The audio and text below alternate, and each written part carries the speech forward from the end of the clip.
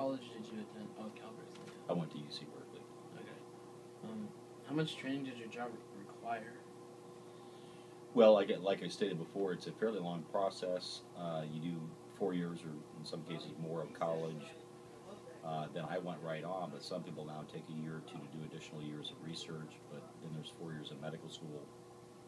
In fact, my oldest son, he went to college at Georgetown, and he's now a first-year medical student at the University of Pennsylvania. But then after medical school, which is 4 years, you have 1 year of an internship, and then you have a residency in whatever specialty area you choose.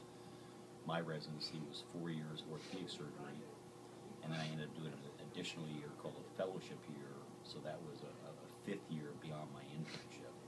So when you add it up, it's 4 years of college, 4 years of med school, 1 year of internship, 4 or 5 years of residency, and then in my case an additional year. And that's why it wasn't until I was age 31 when I actually moved here and started private practice, having finished all my training. Okay. So, what's your daily schedule like? My schedule is I have one set day that I operate pretty much all day every week, and that's Tuesdays. And then if I have additional surgeries to do during that week, I might do them Monday or Wednesday. Like this past week, I operated all day Tuesday, and I did surgery Wednesday morning. This next week, I'm doing surgery Monday morning and all day Tuesday. So generally, I'm in the OR about a day and a half a week doing surgery. And the balance of the week is I'm in the office seeing patients. So it works out to about day and a half or 2 days max in the OR, and then 2 to 3 days in the office seeing patients in the clinic. Okay. What do you do in your leisure time? Well, I used to do a lot of athletics. I still bike a lot. We do a fair amount of hiking. Lately I'm playing more golf, but I used to play a lot of tennis. But most orthopedic surgeons, part of it is we go into orthopedics, and a lot of us are former athletes, and we like taking care of athletes, and we tend to be athletic. So, I played sports in college, sports in high school, including football. But my activities are athletic outdoor ones: biking, hiking, golf, tennis. Okay. So, do you have time for your personal life outside of work? You have to make it. Yeah, when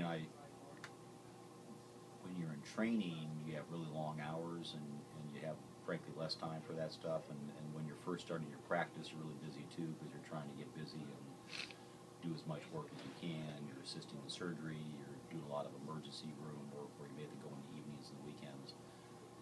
At this stage, I've been in private practice for 22 years, so I have a much more settled schedule. So, yeah, I have a pretty good balance between free time and work time.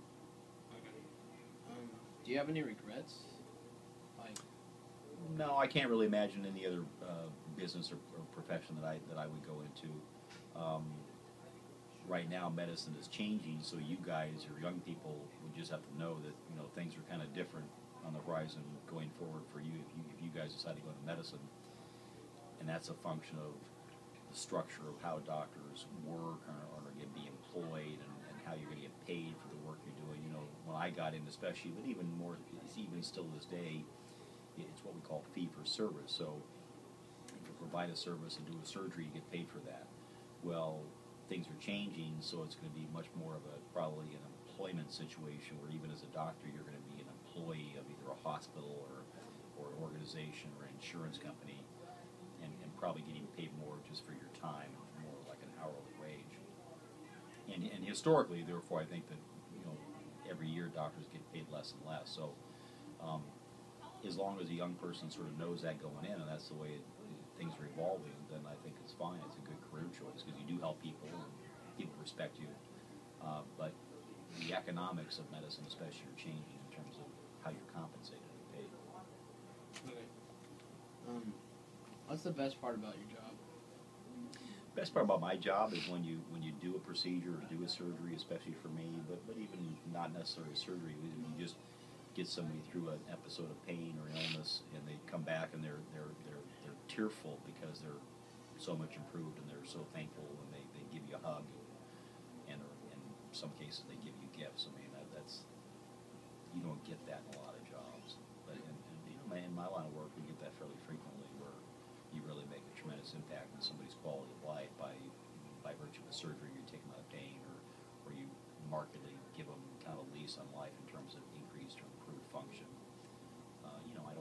For example, I don't think a lot of attorneys get that, where their clients are tearfully hugging them. But that happens in medicine quite often, actually. Alright, and the final question is, are you happy with the decisions you've made? Yeah, by and large. I grew up in Napa, California, which is a beautiful part of the country, and I went to Cal for college. I went to Boston for med school. I did my 6 years of training in Denver, Los Angeles. So I'm very thankful that I ended up back in Monterey. Monterey is a beautiful community. It's a beautiful area. My wife is from the East Coast. We have a home on the East Coast that we enjoy in Nantucket, and my practice is busy and it's fulfilling. So, by and large, I've been fortunate.